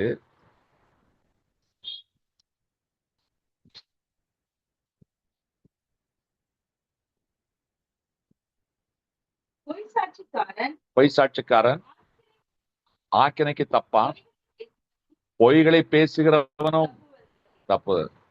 பொய்களை பேசுறதுன்னா வருது நீதிமொழி 15:9. நீதிமொழி 15:9. துன்மார்க்குடைய வழி கர்த்தருக்கு அருவருப்பானது, நீதியை பின்பற்றுகிறவனையோ அவன் நேசிக்கிறார். அப்ப நீதியை பின்பற்றுகிறவன் நேசிக்கிறார். அப்ப நீதியை பின்பற்றாத அவன் துன்மார்க்கன், அவனை வெறுக்கிறார், அழிக்கிறார். நமக்கு ஒரு நீதி இருக்கு. ஒரு தானியேல் உலக நீதி இருந்தது, அவன் யூதனா இருந்தபடில தேவ நீதியும் இருந்தது. இன்றைக்கு நாம் கிறிஸ்தவர்கள், இந்திய தேசத்து நீதியும் உண்டு, கிறிஸ்தவத்தின் நீதியும் உண்டு. அப்ப இந்த நீதியில் சரியா இருக்கணும். அன்னைக்கு தானியேல் ஒரு அரசு அதிகாரி, ராஜாவே நான் உமக்கு முன்பாக தேவனுக்கு முன்பாக நான் நீதி கேடானது ஒன்றையும் செய்யவில்லை. இன்றைக்கு சிலர் என்ன செய்வாங்க, தேவனுக்கு முன்பாக நீதி கேடானது செய்வதில்லை, ஆனால் அரசாங்கத்தில் தேசத்துல நீதி கேடானது செய்கிறோமே. அப்ப நம்ம கை நீட்டி வாங்கும்போது ஒவ்வொரு முறையும் நாம் இயேசு கிறிஸ்துவை கன்னத்தில் அறைகிறோம். நாம் கையூட்டு வாங்கி கொண்டு எழுதுகிற ஒவ்வொரு ஜட்ஜ்மெண்ட்டும் கையெழுத்து போட்டிருக்கிற ஒவ்வொரு செயலும் பிலாத்து கையெழுத்து போட்டது போல. யோசிச்சு பாருங்க பிலாத்துடைய சூழ்நிலை. நீதியை நிலைநாட்ட வேண்டியவன், நீதிபரர் என்று அறிந்திருந்தோம், இந்த குற்றமில்லாத ரத்தத்தை காட்டி கொடுத்தனே என்று கடைசியில பைத்தியமாய் மாறி போனான். உனக்கு கொடுக்கப்பட்டிருக்கிற உலக நீதிகள்ல நீதி மாறாதீர்கள், நீதியாய் நடப்பீங்கள், நீதி செய்யுங்கள். இன்னைக்கு நமக்கு தேசத்து நீதியும் இருக்கிறது, உலகத்து நீதியும் இருக்கிறது. உலகத்தின் சட்டம் என்னது இருக்கிறதோ அந்த அதிகாரிகளுக்கு, துறைத்தனங்களுக்கு, அந்த கட்டளைகளுக்கு கீழ்ப்படிந்தீர்கள், தேசாதிபதிகளுக்கு கீழ்ப்படிந்தீர்கள். அது தேவனுடைய நீதி என்னது இருக்கிறதோ அதை செய்யுங்கள். தேவனுடையதே தேவனுக்கும், ராயனுடையதை எவ்வளவு அற்புதமான ஒரே வரியில பஞ்ச் டைலாக் கொடுத்துட்டு இருக்கிறாரு. இல்லை என்றால் நீதியை நாம் சரியா கடைபிடிக்கவில்லை என்றால் நாம் இயேசு கிறிஸ்துவை சிலுவையில் அறைகிறோம். 1 பேதுரு 3ஆம் அதிகாரம் 14ஆம் வசனம். 1 பேதுரு 3:14.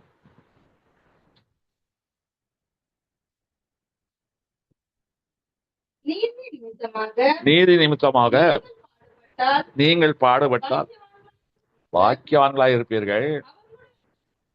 அவருடைய பயமுறுத்தலுக்கு பயப்படாமலோ கலங்காமலோ. இந்த நீதி நிமித்தமாக சிலருக்கு அலுவலகத்துல மேலதிகாரிகள் மூலமாக நிர்பந்தங்கள் வரும். அதனால் சில டிரான்ஸ்பர் வரலாம், ப்ரமோஷன் தடுக்கப்படலாம், சில பனிஷ்மெண்ட் ஏரியால மாற்றப்படலாம். ஆனால் நீதியில கரெக்டா இருங்க.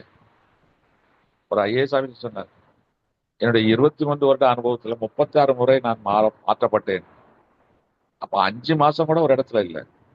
அவர் வந்து இன்எஃபிஷியன்ட் இல்லை, திறமையாளர், உண்மையானவர், அதனால மாற்றப்பட்டார்.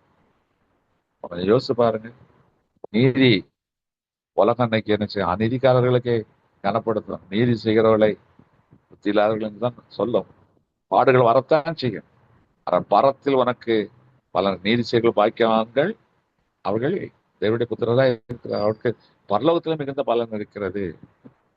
அவை நீதியில சரியா இருங்க. பிலாத்து அந்த நீதி தவறி போனான்.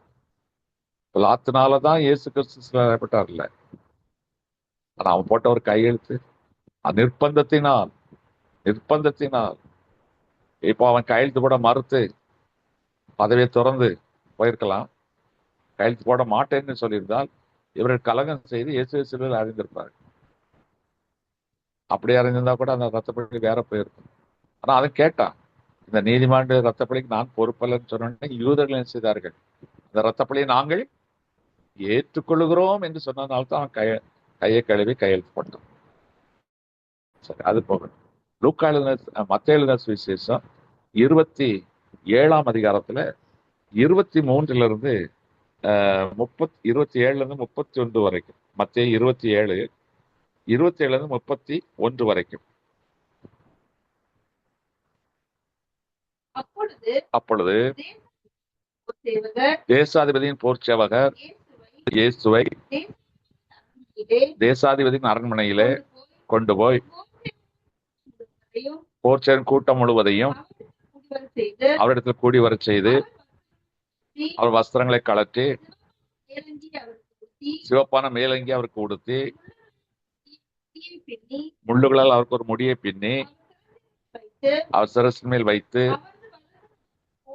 அவர் வலது கையில் ஒரு கோலை குடித்து அவர் முன்பாக முழங்கால் படியிட்டு, யூதருடைய ராஜாவே வாழ்க என்று அவரை பரியாசம் பண்ணி அவர் மேல் துப்பி அந்த கோலை எடுத்து அவரை சிரசில் அடித்தார்கள். அவரை பரியாசம் பண்ணின பின்பு அவருக்கு உடுத்தின மேலங்கிய கலச்சி அவருடைய வஸ்திரங்களை அவருக்கு உடுத்தி அவரை போர்ச்சவர். பாருங்க, இப்ப பிலாத்து கையெழுத்து போட்டான், அரண்மனையில போர்ச்சவர்கள் என்னெல்லாம் பண்றாங்க. யூதருக்கு ராஜா என்று சொல்லி அவரை மண்டி கிண்டல் செய்கிறார்கள், நக்கல் அடிக்கிறாங்க, பரியாசம் பண்ணினார்கள். எப்படிப்பட்ட பரிசுத்தத்தின் தேவன் நமக்காக எவ்வளவு பரியாசங்களை ஏற்றுக்கொண்டிருக்க, ஒரு மிகுந்த பரியாசம். யோசிச்சு பாருங்க, ஒரு நம்ம 4 பேர் சேர்ந்து பரியாசம் பண்ணா நமக்கு எவ்வளவு கோபம் வரும். இவர் சர்வ வல்லமையுள்ள தேவன், வானத்திலிருந்து அக்கினி இறங்குன்னு அழிச்சு போட்டுரும். ஆனாலும் கூட பொறுமையோடு சகித்தார். இன்னைக்கு அநேக இடங்கள் நம்ம பரிகசிக்கப்படுவோம், சொந்த குடும்பத்தாரால், உறவுகளால். இன்னைக்கு செய்யாத தவறுக்கு நம்மை குற்றப்படுத்தி காயப்படுத்தி பரியாசம் பண்ணுவார்கள். இன்னும் பாருங்க, இது போர்ச்சவர்கள் பரியாசம் பண்ணார்கள். இப்போ அடுத்து பாருங்க, அதே அதிகாரத்துல 41 இருந்து 44 வரைக்கும் வாசிக்கலாம். 41 இருந்து 43 வரைக்கும். அப்படியே மதவாதிகள், பிரதான ஆசாரியர்கள், வேதபாரகர், மூப்பரும் பரியாசம் பண்ணி மற்றவர்களை ரட்சித்தான், தன்னைத்தான் ரட்சிக்கொள்ள திராணி இல்லை. இவன் இஸ்ரவேல் ராஜாவானால் இப்பொழுது சிலுவையிலிருந்து இறங்கி வரட்டும், அப்பொழுது இவனை விசுவாசிப்போம்.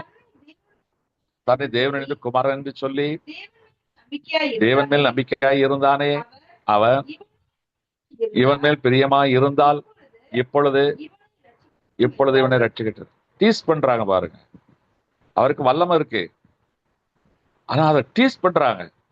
கொஞ்ச நேரத்துல பாருங்க, அப்பா ரொம்ப பெரிய படிச்சவருப்பா, பெரிய புத்திசாலி, இவர் எப்படிப்பட்ட ஆளு, அதை சாட்சியம் இதை சாட்சியம் சொன்னாரு என்று சொல்லி நாம் செய்த சில செயல்கள், நம்முடைய ஆற்றல்கள், இவைகளை கூட சில நேரங்களில் என்ன செய்வார்கள், பரியாசம் பண்ணுவாங்க. பரியாசம் பண்ணுவார்களா? இல்லை, பண்ணுவாங்க. பரியாசமா இருங்க. யாரு? மதவாதிகள், மார்க்கத்தில் உள்ளவர்கள், அவர்கள் வீரர்கள், அவர்கள் ஒரு பக்கம் பரியாசம், மதவாதிகள் ஒரு பக்கம் பரியாசம். அதே அதிகாரத்துல 44 வசனம்,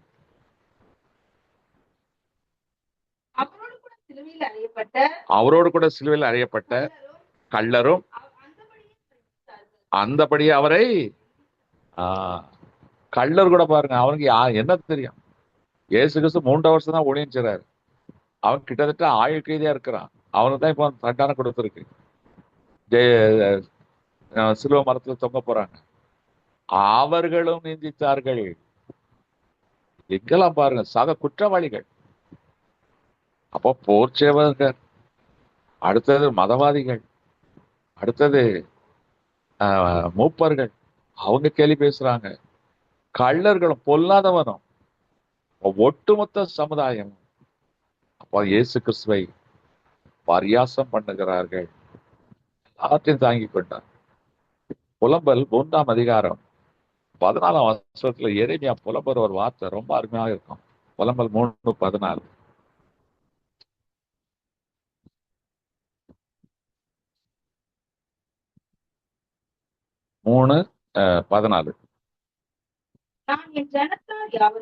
நான் என் ஜனத்தார் யாவரும் பரியாசமும் நித்தமும் அவர்கள் கிண்ணற பாடலுமானே. பாருங்க, கேலி கிண்டல், அதான் கிண்ணற பாடல், நக்கல் நையாண்டி.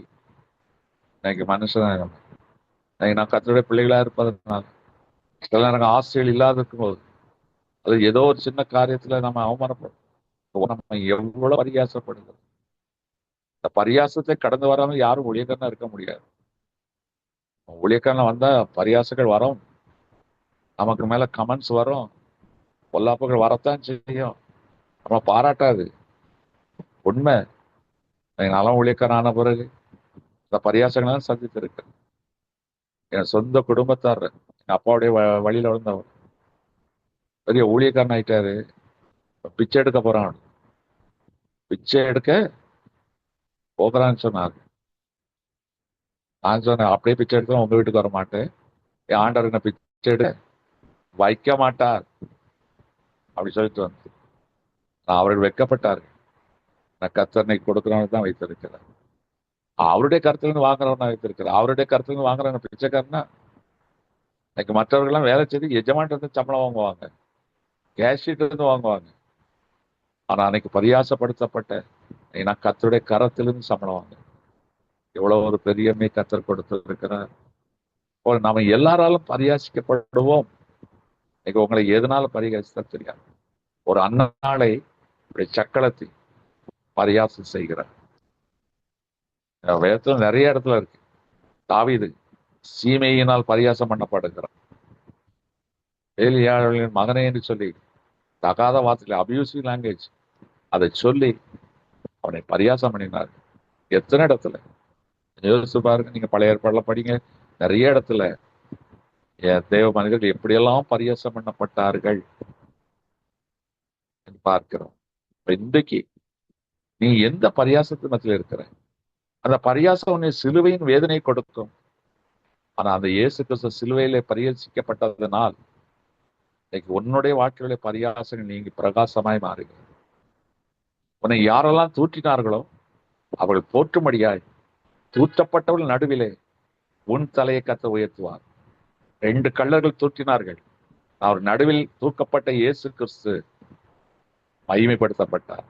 எனக்கு அருமையான தேவச்சனம், உன்னை தூற்றுகிற வாயெல்லாம் உங்களை போற்றும்படியாய் கர்த்தர் உங்களுக்கு மேன்மையே. என அவர் இந்த சிலுவையிலே பரிகசிக்கப்பட்டார்.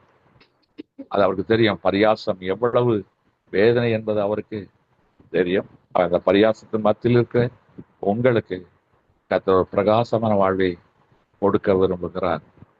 இன்னும் அதே சம்பவத்துல, சிலுவையின் காட்சியின் சம்பவத்துல மத்திய 27ஆம் அதிகாரத்துல 38, 39 இந்த வசனங்களை வாசிக்கலாம். மத்திய 27ல 38, 39.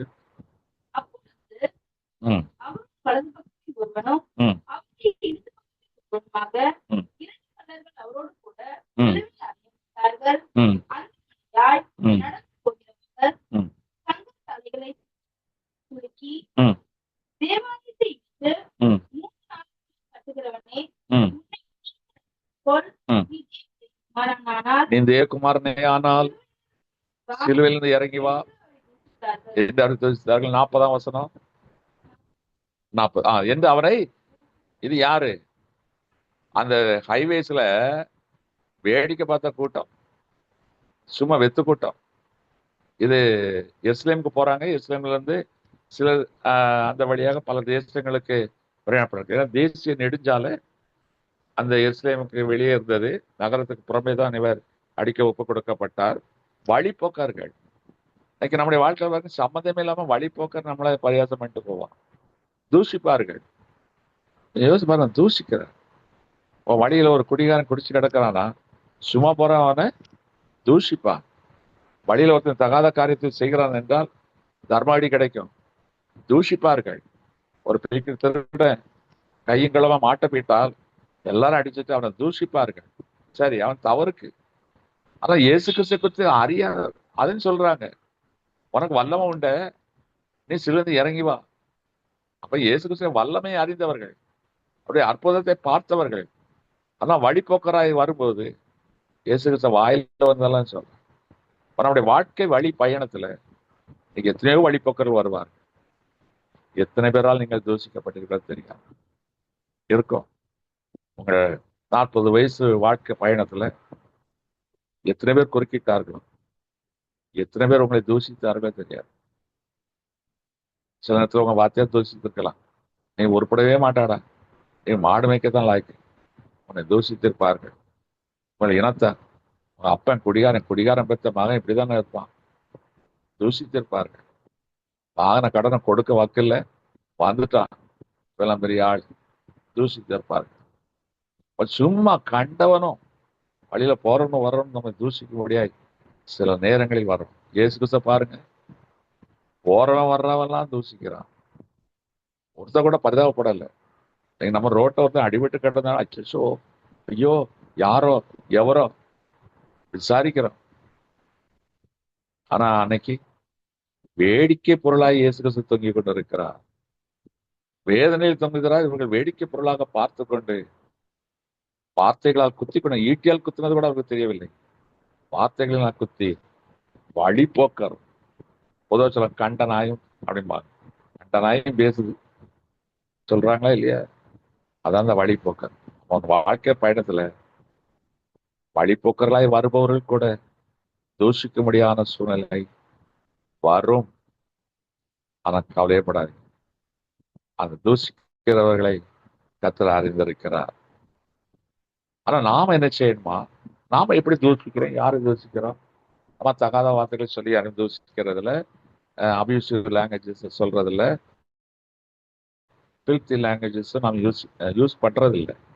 ஆனால் தூஷணம் என்று வேதம் சொல்லும், பிளாஸ்பமி என்று எதை சொல்லுகிறது என்றால், மத்தேயு சுவிசேஷம் 12ஆம் அதிகாரம் 31ஆம் வசனத்துல இயேசு கிறிஸ்து ஒரு காரியத்தை சொல்லுகிறார். மத்தேயு 12:31. ஆதலால் நான் உங்களுக்கு சொல்லுகிறேன், எந்த பாவமும் எந்த தூஷணமும் மனுஷருக்கு மன்னிக்கப்படும், ஆவியானவருக்கு விரோதமான தூஷணமோ மனுஷருக்கு மன்னிக்கப்படுவது. அப்போ மற்ற தூஷணங்கள் மன்னிச்சிடலாம், ஆண்டவர் மன்னிச்சிருவார். ஆனால் ஆவியானவருக்கு விரோதமான தூஷணம் கிறிஸ்தவ உலகத்துல இருக்குதா இல்லையா? எப்பா சர்ச்சு போனா வந்தாமா, இது இருக்கு, என்ன பெந்தேகோஸ்தேங்கிறீங்க, ஆவியானவங்கிறீங்க, அந்நிய பாஷைக்கிறீங்க. இன்னைக்கு அநேகர்கள் ஆனா பிதா குமாரன் பரிசுத்த நாமத்தினாலே நாசனம் பெற்று இருப்போம், அதை அறிக்கை செய்வோம், ஜெபம்லாம் செய்வோம். ஆனா ஆவியானவரை தூஷிப்போம். நடக்குதா இல்லையா? நடக்குது. இன்றைக்கு கொஞ்சம் மக்கள் தெளிவடைந்திருக்கிறார்கள். இன்னைக்கு எடுத்த கவுத்தன்னு சொல்லி பரிசுத்த ஆவியானவரை யாரும் தூஷிப்பதில்லை. ஆனா மக்கள் அநேகர் பரிசுத்த ஆவியானவரை தூஷிக்கிறார்கள். அப்ப தூஷிக்கிறது என்றால் மாறாக நடப்பது, வேதனைப்படுத்தும்படியே நடப்பது, அதான் தூஷம். எந்த தூஷணம் மன்னிக்கப்படும்? பரிசுத்தத்திற்கு விரோதமான தூஷணம் மன்னிக்கும். அப்ப இந்த சிலுவை தியானத்தின் நாட்கள்ல யோசிச்சு பாருங்க, எங்கேயாவது ஆவியானவரை துக்கப்படுத்தி இருக்கிறீர்களா? ஆவியான சொன்ன சொல்லுக்கு கீழ்ப்படியாமல் உங்கள் மாம்சத்தின்படி நடந்திருக்கிறீர்களா? அவர் பாவத்தை குறித்து, நீதியை குறித்து, நியாய திருப்பதி குறித்து கண்டித்து உணர்த்துவார். அப்போ அதன்படி உணர்த்தப்படும் போது அதுக்கு செவி சாய்க்காமல் போகும் பொழுது அது ஆவியானவர் குறித்தான தூஷணம், அது மன்னிக்கப்படாது. ஆவியானவர் ஒரு காரியத்தை உங்களுக்கு சொல்லி அதற்கு நீங்கள் கீழ்ப்படியாமல் போவீர்களானால் அது தேவ தூஷணம், அந்த பாவம் மன்னிக்கப்படாது. இன்னைக்கு இயேசு கிறிஸ்து எல்லாம் தூஷித்தார்கள், உன்னை இயேசு கிறிஸ்துவை மன்னித்தார், பிதாவே உள்ளுக்கு மன்னியும் தாங்கள் செய்கிறது இன்னதென்று அறியாது இருக்கிறார்களே. இன்னைக்கு நாம அப்படிதான். ஒரு காலத்துல அறியாம இருந்தோம், இயேசு கிறிஸ்துவை தூஷித்தோம், கிறிஸ்தவத்தை தூஷித்தோம். ஆனா இன்றைக்கு இயேசு கிறிஸ்துவை மகிமைப்படுத்துகிறோம். எதனால? அன்னைக்கு சிலுவையில் அவர் நம்மை மன்னித்து விட்டபடியினால், இந்த மன்னிக்கிற அதிகாரத்தை கர்த்தருடைய ஊழியக்காரர்கள் கொடுத்ததினால், பரிசுத்த ஆவியானவர் கொடுத்திருக்கிறபடியினால் இன்னைக்கு நம்முடைய பாவங்கள் மன்னிக்கப்படும். ஆனா ஆவியானால் நடத்தப்பட்டு விட்டு ஆவியானவரை அறியாமல் இருப்பது, அறிந்திருந்தும் அவருடைய சொல்லி கீழ்ப்படியாமல் போவதும் பரிசுத்த ஆவியானவரை துக்கப்படுத்துகிற அனுபவமாய் மாறிவிடும். ரொம்ப ஜாக்கிரதையா இருக்கணும். அது கொஞ்சம் இந்த சிலுவை தியானத்தின் நாட்கள்ல, ஆண்டவரே ஆவியான சொல்லுக்கு நான் கீழ்ப்படியாமல் போயிருக்கிறாங்க, வாக்கு தத்தங்கள் ஆவியானவர் கொடுக்கப்படுவது, அது என்ன கட்டளை கொடுத்திருக்கிறோம் அது கீழ்ப்படியாமல் போனால் தேவ தூஷணம். உங்கள் போதகர் சொல்ல கேளாமல் போனால் உங்கள் சபையில ஏறக்குறை என்ன செய்வாங்க? அவமானமா மாறி போவோம். அப்ப கர்த்தருடைய வார்த்தை, ஆவியானுடைய வார்த்தைகளுக்கு செவி சாய்த்திருக்கிறீர்களா? செவி சாய்க்க போனால் இன்றைக்கு ரட்சணை நாள். ஆண்டவரே உங்களுடைய கோவாக்கினை வருவதற்கு முன்னால் இந்த பாவத்தினை மன்னி, அங்க நினைவே அழிப்பேன்னு சொன்னார், ஆனா அதுக்கு ஒரு அழிக்கல. அதே போல பரிசுத்தானுக்கு விரோதமான தூஷணம் மன்னிக்கப்படாதுன்னு சொன்னாலும் அவர் மன்னிக்க வல்லமை உள்ளவராக இருக்கிறார். அவர் அவருடைய இரக்கத்தை பெற்றுக்கொள்ளும். இனி ஆவியனுடைய சொல்லுக்கு கீழ்ப்படிந்து ஒழுங்கா நடங்க. ரோமர் 2ஆம் அதிகாரம் 24ஆம் வசனம். ரோமர் 2ஆம் அதிகாரம் 24ஆம் வசனம்.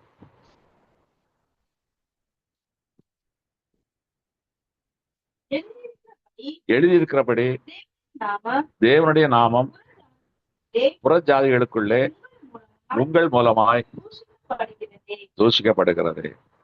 சாட்சி இல்லாத வாழ்க்கை. இன்னைக்கு நாம் கிறிஸ்தவன் என்ற முத்திரை பதித்து விட்டோம், பொறிக்கப்பட்டு இருக்கிறோம். அப்போ நாம எப்படி இருக்கணும்? சாட்சியா இருக்கணும். இப்போ பிலிப்ஸ் என்று சொல்லி ஒரு ப்ராடக்ட் மேல முத்திரை இருக்கு. அப்ப அந்த பிலிப்ஸுக்குரிய குவாலிட்டி தெரியும். இல்லைன்னா என்ன செய்வாங்க? கணக்கான திட்டுவாங்க, என்னையா இது, பிலிப்ஸை கொடுத்தானா வேற கம்பெனியை கொடுத்தானா, சாம்சங்கை கொடுத்தானா அல்லது வேற ஏதாவது கொரியா பீஸை கொடுத்தானா? அப்போ நமக்கு ஒரு முத்திரை இருக்கு. இவர் கர்த்தருடைய பிள்ளைகள், கிறிஸ்தவர்கள். அப்போ அந்த முத்திரை கிறிஸ்துவோடைய கேரக்டர் காட்டணும். நம்முடைய சாட்சி உள்ள ஒரு வாழ்க்கை. அதனால் தேவனுடைய நாமம் தூஷிக்கப்படக்கூடாது. அதான் இயேசு கிறிஸ்து கடைசியா சொன்ன வார்த்தைகள் ஒன்று, எருசலேம், யூதேயா, சமாரியா எங்கும் எனக்கு சாட்சிகளாக இருப்பீர்கள். சாட்சி சொல்லுங்கன்னு சொல்லல, சாட்சிகளாய் இருப்பீர்கள். வேத வசனத்தின்படி. இன்னைக்கு வசனம் நமக்குள்ள இருக்கு, ஆனா சாட்சியா இருக்கிறோமா? இல்லை என்றால் அது தேவனை தூஷிக்கிறதுக்கு சமானம். அவரை துச்சமான மதிப்பது. அவர் என்ன சொல்ற, அவர் பாட்டு சொல்வாரு, ஊழியக்காரர் அவர் பாட்டு சொல்வாரு, தீர்க்கதரிசி அவர் பாட்டு சொல்லிட்டு போவார். அதை நம்ம அசால்ட்டா இன்சல்ட் பண்ணுகிறோம். அதான் தூஷம். அப்ப இந்த குரூப்பும் அங்க இருந்தது பார்க்கணும். கடைசியா பாருங்க, இன்னொரு குரூப் இருக்கு. அதுவும் அந்த சிலுவை பயணத்துல உடந்த ஒரு குரூப். செயல் இழந்த ஒரு கூட்டம். என்ன சேரும் தெரியாம ஸ்தம்பித்து போன நின்ற ஒரு கூட்டம். லூக்கா எழுதின சுவிசேஷம் 23ஆம் அதிகாரம் 48, 49 இந்த வசனங்களை வாசிக்கலாம். லூக்கா 23 48, 49.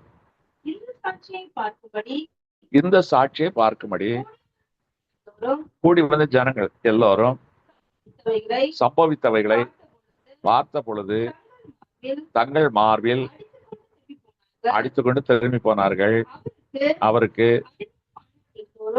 அறிமுகமானவர்கள் எல்லோரும் கலிலேயாவில் இருந்து அவருக்கு பின் சென்று வந்த ஸ்திரீகளும் தூரத்திலே நின்று இவரை பார்த்து. இப்போ ஒரு கூட்டம், ஐயோ இந்த மாதிரி சம்பவம் நடக்குது தெரிஞ்சோடனே எஸ்எம்ல இருந்து வர்றாங்க. வந்து மார்பிள் அடிச்சுட்டு போயிட்டாங்க. ஐயோ இந்த உத்தமனுக்கு இப்படி ஆயிட்டு அப்படின்னு சொல்லி போயிட்டாங்க. ஒன்றும் செய்யல. அவர் பாடியை கேட்கணும், வரணும், நிக்கணும். நிக்க கூட இல்லை, மார்பிள் அடிச்சுட்டு அழுத்து போயிட்டாங்க. சிலர் பாருங்க, நம்ம பிரச்சனை பார்ப்பாங்க, ஐயோ அப்படியே பிரதர் நான் ஜெர்மனிக்கிட்ட போயிடுவாங்க. அத மாதிரி தான், ஐயோ என்று இறக்கப்பட்டு மார்பிள் அடித்து கொண்டு போய்விட்டார்கள். இன்னொரு கூட்டம் கலிலேயாவில இருந்து வருது. ஏன்னா இயேசு கிறிஸ்து அதிகமாக ஊழியம் செய்து கலிலேயா. அங்கதான் அவர் அனைவரையும் மீட்டு வைத்திருந்தார். அவர்கள் எல்லாம் வர்றாங்க. வந்து அவங்களுக்கு என்ன செய்யறதுன்னே தெரியல. அவர்கள் சம்பித்து என்ன செய்வாங்க, நின்று கொண்டு இருக்கிறார், செய்வதறியாது நிற்கிறார். அப்ப சில நேரங்களை பாருங்க, நாம் செயல் இழந்தவர்களாய் மாறுகிறோம். எதை செய்யணுமோ அதை செய்ய மறந்து விடுகிறோம். யாக்கோபு 4ஆம் அதிகாரம் 17ஆம் வசனம். யாக்கோபு 4:17.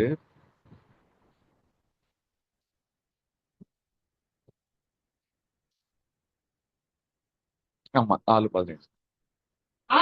ஆதலால் ஒருவன் நன்மை செய்ய அறிந்தவனாய் இருந்தும் அதை செய்யாமல் போனால் அது அவனுக்கு பாவமாயிரும். இப்போ இவர் மேல அன்புள்ள மக்கள் வர்றாங்க, அழுகுறாங்க, மார்பிள் அடிச்சாங்க, நிக்க கூட எல்லாம் போயிட்டாங்க.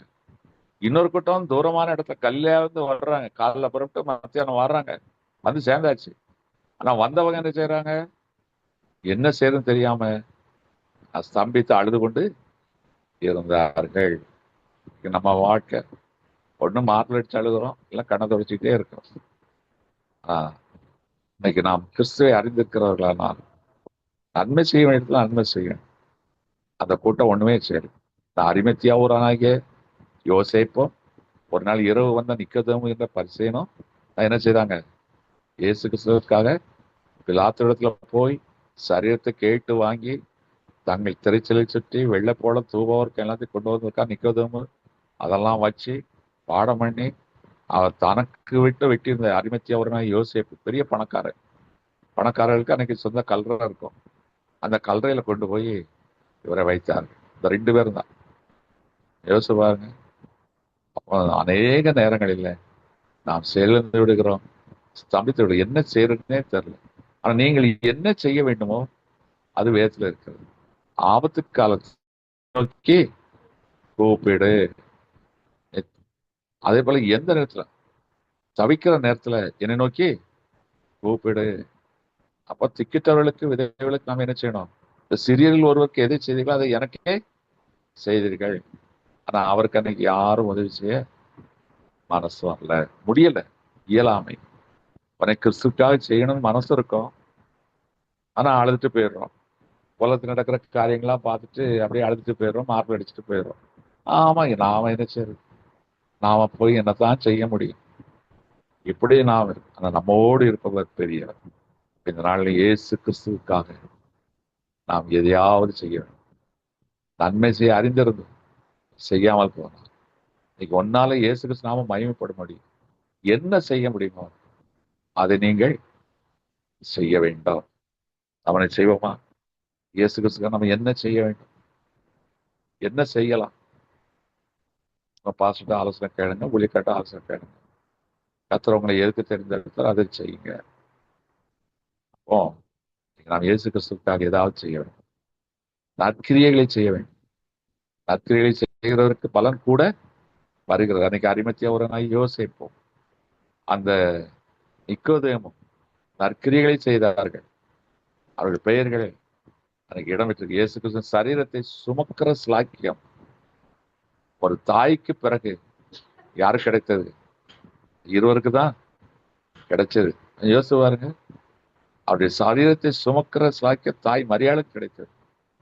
அதற்கு பிறகு நிக்கோதேமுக்கும் அரிமத்தியவரான யோசேப்புக்கும் தான் கிடைத்தது. அவர் பிறந்து வரும்போது வாடகை சத்திரம், ஆனால் மறிக்கும்போது அவர் ஐஸ்வர்யானுடைய கல்லறையில் வைக்கப்பட்டார். இந்த வார்த்தை நிறைவேற்று. நம்மால முடிஞ்ச இயேசு சிலுவைப்பட்ட இயேசுவுக்கு ஒருத்தர் உதவி செய்யல. தாகமாயிருக்குன்னு சொன்னாரு. நம்ம ஆட்கள் தூரத்துல இருந்து பார்த்துட்டு இருந்தாங்க. ஒருத்தனாவது போய் தண்ணி கொடுத்தாங்களா? சரீரம் உயிர் பிரிந்தது டிக்ளேர் பண்றாங்க. எல்லா தூரத்துக்கும் அழுகுறாங்க. என்ன செய்யணும் தெரியாம திகைத்து நிக்கிறாங்க. ஒருத்தரா கிட்ட போய் ஏதாவது செய்றாங்க. நம்ம அப்படி இருக்கு, எட்ட நிக்கக்கூடாது, கிறிஸ்துவோடு ஒட்ட வேண்டும். அவருக்காக நாம் எதையாவது செய்ய வேண்டும். நிச்சயம் செய்வோம். நீங்க என்ன செய்யலான்ட்டு திகைத்து கொண்டு இருக்கிறீர்களா? தேவன் சபையில காத்திருங்க. கிறிஸ்துவுக்காக நீங்க எதையாவது செய்யுங்க. அதுக்கு என்ன செய்யணும் அவர்கிட்ட கேளுங்க. அவர் உங்களுக்கு என்ன சொல்லுகிறாரோ அதன்படி செய்யுங்க. கிறிஸ்து நாமம் மயம். அப்ப அன்னைக்கு இயேசு கிறிஸ்துடைய இந்த சிலுவை பயணம் ஒரு நாள், ஒரு மாலை பொழுது ஆரம்பித்து இரவெல்லாம் விசாரணை, பகல் காலம் முழுவதும் இந்த சிலுவையில் பாடுகள். இதுல வந்த மக்களை பாருங்க.